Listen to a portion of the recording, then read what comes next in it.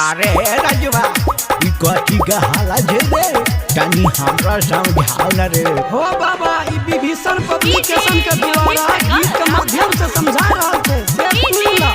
अरे सुनाओ हो बाबा मानो विभीषण भैया के कहना हाथ साबुन से धोई हो बाबा मानो विभीषण भैया के कहना मास्क लगा के चली हो हाथ साबुन से धोई हो कोरोना वायरस भगई हो बाबा मानो विभीषण भैया के कहना हाथ साबुन से धोई हो बाबा मानो विभीषण भैया के कहना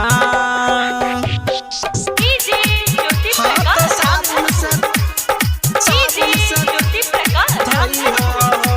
Presented by BM Recording Studio, Alamnagar, Madhepura.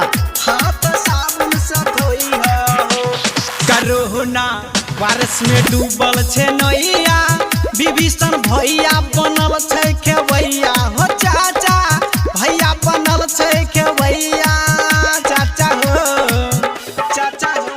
Corona virus में डूबल छे नैया विभीषण भैया बनल छे खेवैया हो चाचा भैया बनल छे खेवैया चाचा हो ता उनके कदम से कदम मिलई है कोरोना वायरस भगई हो कि माना विभीषण भैया के कहना हाथ साबुन से धोई हो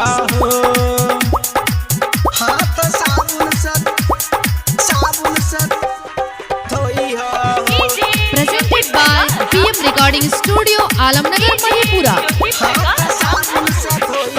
विभीषण पब्लिकेशन छे धान करे मास्क साबुन वितरण हे चाची करे छै वितरण सुन हे विभीषण पब्लिकेशन छे धान करे मास्क साबुन वितरण हो चाचा करे छै वितरण